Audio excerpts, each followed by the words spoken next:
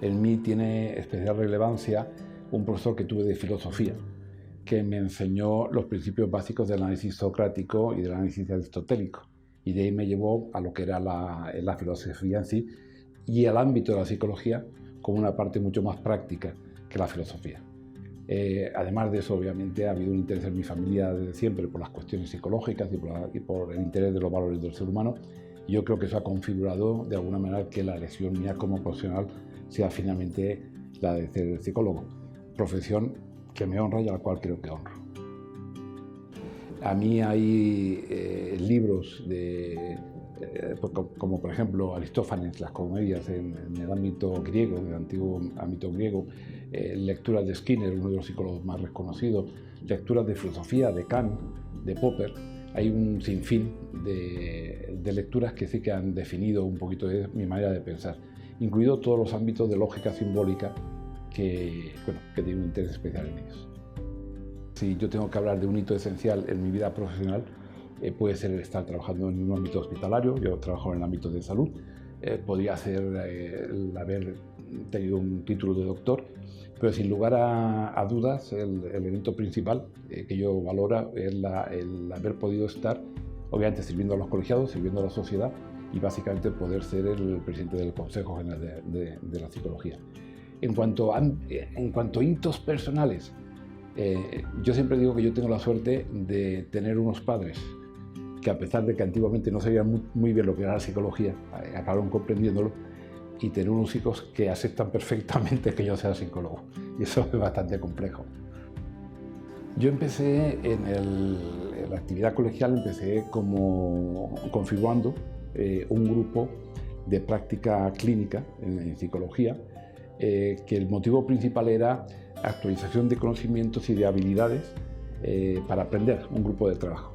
A partir de ahí tuve la suerte de que el que entonces era presidente del Colegio Oficial de Psicología de la Comunidad Valenciana, Toño Huerta, contó conmigo como secretario de la Junta de Gobierno, y luego las mismas circunstancias me fueron empujando a ser presidente del Colegio de la Comunidad Valenciana, que en su momento era delegación, y posteriormente estar aquí como presidente del Consejo.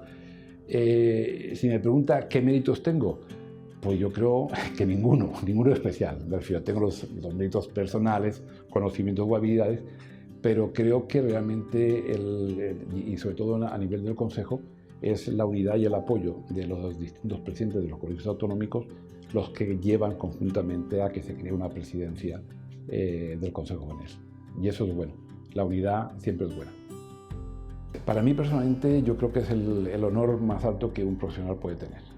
Sin lugar a dudas, poder representar un colectivo de psicólogos de más de 76.000 personas que tienen un amplio abanico de intervención en ámbitos social, educativo, de salud, trabajo, deporte. Yo creo que es un verdadero honor, ¿no? en ese sentido. Y el hecho de poder implicar a los distintos colegios, las distintas personas, los distintos grupos para tener una política común, yo creo que es una de las cosas fundamentales. El objetivo principal del Consejo de la Psicología es tener una política profesional que incida positivamente en el bienestar de los ciudadanos. Queda muy lejos la idea de que los colegios y las organizaciones colegiales defendían los intereses de los asociados, ¿no? Bajo mi punto de vista, un concepto actual, moderno, democrático, es que los colegios defienden lo que es la profesión, no directamente al colegio, sino a la profesión, y por ende lo que es el impacto de la profesión en los ciudadanos. Al final somos uno de los ejes que vertebra realmente la sociedad civil. En la profesión va a haber una revolución con las nuevas tecnologías. Es necesario que haya una adecuación desde el ámbito deontológico y ético de la profesión del psicólogo y de todas las profesiones a lo que viene, que son todo el tema de las nuevas tecnologías y los nuevos desarrollos. Eso va a ser un ámbito muy importante de trabajo. Pero luego está que lo que ya se sabe, que son las necesidades que tiene la población, se tienen que cubrir. Piense en el ámbito de la educación, en la cantidad de problemas que hay de acoso escolar, del tema de la igualdad de género, A mí me gusta hablar siempre de igualdad y buen trato. No es lo mismo la igualdad que el buen trato, ¿no? Es necesario que los psicólogos estén ahí trabajando en el ámbito de salud, en los procesos oncológicos, enfermedades crónicas como la diabetes, el tema de la gestación, por ejemplo. Quiero decir, hay muchísimas cuestiones que son de ámbito patológico en un momento determinado, pero que en otros ámbitos son puramente educacionales o sociales, que es importantísimo que esté ahí. El Consejo General de la Psicología trabaja distintos ámbitos. Como comentaba anteriormente, hay una coordinación con los distintos colegios a nivel autonómicos, hay una coordinación con distintas instituciones públicas y ministerios, y tenemos un ámbito de desarrollo muy importante en Europa, a nivel internacional y también en Latinoamérica.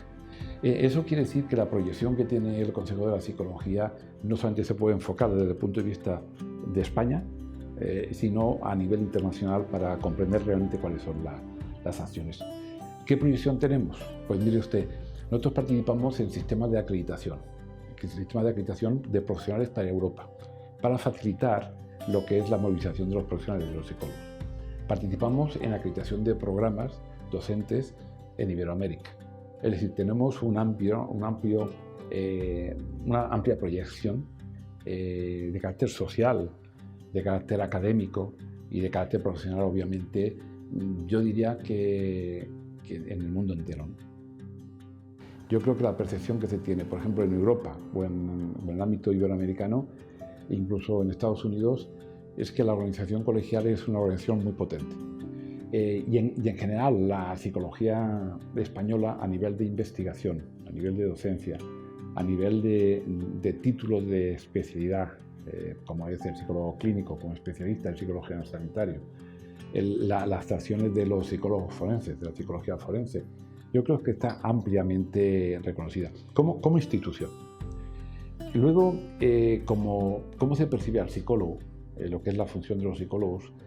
Yo creo que la sociedad en general, ya no solamente la española, sino a nivel de Europa, a nivel de todo el mundo, la percepción del psicólogo es como un profesional de ayuda de carácter polivalente y de carácter sanitario. Es decir, el ciudadano francés, el ciudadano italiano, el inglés, a pesar del Brexit, percibe al psicólogo como un elemento esencial en una sociedad que realmente quiere ser moderna y que quiere hacer que sus ciudadanos sean mínimamente felices. Entonces, en ese sentido, la percepción de la psicología como profesión, yo creo que en estos momentos está muchísimo mejor percibida por el ciudadano que muchas veces por las cuestiones, los ámbitos políticos o legales. Yo creo que para tener una profesión hay que ser un profesional. Una profesión determinada te puede permitir vivir, te puede permitir relacionarte, como decía antes, desde un prisma muy determinado, selectivo, con el resto de las personas, de los ciudadanos, de lo que es la sociedad. Pero yo creo que se tiene que sentir esa profesión, porque te va a acompañar a todas partes. Con lo cual yo creo que no es una disyuntiva, yo creo que es la misma cosa, la misma cosa, ¿no? La formación en España en las últimas décadas, no solamente la formación en psicología, sino en general, yo creo que hay dos conceptos que deben de vincularse y que es complicado. Por una parte, estamos cada vez en una sociedad y una formación que es muy tecnológica en muchos aspectos, con lo cual los egresados, las personas que acaban una formación, que acaban psicología, por ejemplo, tienen una tendencia que es a la instrumentalización de muchas cosas, y eso a veces puede ir en detrimento de la vocación que tienen. Es decir, muchas veces las elecciones de una carrera, de una profesión, realmente se hacen por cuestiones económicas, por cuestiones de una serie de cuestiones de variables que están ahí, ¿no? Entonces, en este sentido, yo sí que creo que es muy importante que durante la propia formación que tienen los alumnos en las distintas facultades, y en concreto en la Facultad de Psicología, que haya una formación en los valores y los valores éticos, deontológicos, que vinculan a esa profesión con lo que es el acto profesional, ¿no? Que es un acto, ha de ser siempre un acto deontológico. Yo creo que en estos momentos hay dos criterios que marcan la elección de una profesión. Obviamente son las necesidades económicas y cómo uno quiere vivir, más o menos, pero luego creo que el otro elemento esencial es esa vocación de decir, oye, ¿qué es lo cómo me gustaría hacer? Y en psicología, como por lo que hablábamos antes del tema de vocación, yo creo que ahí el nivel de vocación a los alumnos yo creo que es bastante alto. De hecho, el interés de los estudiantes de psicología en ámbitos sociales, en cuestiones sociales, es muy alto. Todos los presidentes de las comisiones deontológicas de cada ámbito autonómico pertenecen a la Comisión Nacional, a la Comisión Deontológica, con lo cual hay una coordinación bastante importante. Nosotros hemos implantado un sistema de formación que es importante en el ámbito deontológico. Pues, por ejemplo, casi todas las personas o en casi todos los colegios que se adscriben al colegio, que se colegian, tienen un sistema de formación específica, una serie de talleres sobre el tema deontológico. Se emiten y se analizan artículos del código deontológico que salen en diversas publicaciones haciéndose un análisis de ellos mismos. Y luego hay una serie de asesores que lo que hacen realmente es que cuando un colegiado tiene una duda pueden consultar para resolver el tema ético y deontológico. En nuestra profesión, el que los profesionales tengan un alto nivel de ética y deontología es muy importante. Hay que tener en cuenta, y se tiene que tener en cuenta, que la relación que se establece entre una persona que acude al psicólogo y el psicólogo es una relación muy especial.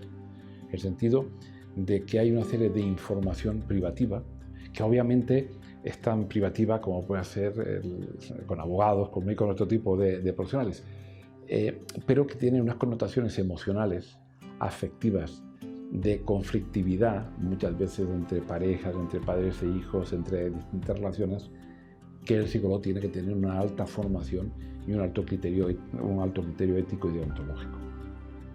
La formación la llevan los colegios autonómicos. Entonces, el procedimiento que se hace es que cada colegio hace una evaluación de lo que, de lo que procede, en el sentido de qué es lo que se previene, qué es lo que se predice que va a ocurrir, y se intenta que los colegiados tengan esa formación a largo plazo. Es decir, si nosotros detectamos, por ejemplo, que hay un aumento en lo que son los casos de cáncer, como parece que está ocurriendo, pues se intenta formar a la gente en psico-oncología. La presidencia de gobierno de España tuvo a bien el año pasado darnos el premio Meninas, que creo que se compartió también con el Colegio de Abogados y no sé si es de Trabajadores Sociales, no recuerdo bien, como un distintivo de las acciones emprendidas por el Consejo a favor del tema de la igualdad y del buen trato, ¿no? De hecho, nosotros tenemos un área de trabajo específica que es de igualdad y buen trato, que llevamos, yo creo que son unos 12 años, como grupo de trabajo específico. Nosotros somos una de las corporaciones que el índice de la proporción de hombres y mujeres es mucho más alto de mujeres en general. De hecho, si uno revisa las presidencias o las decanaturas de los distintos colegios, yo diría que prácticamente hay al menos un 55-60% de presidentas que son mujeres y un 40% que son hombres. Es decir, hay una gran paridad, ¿no?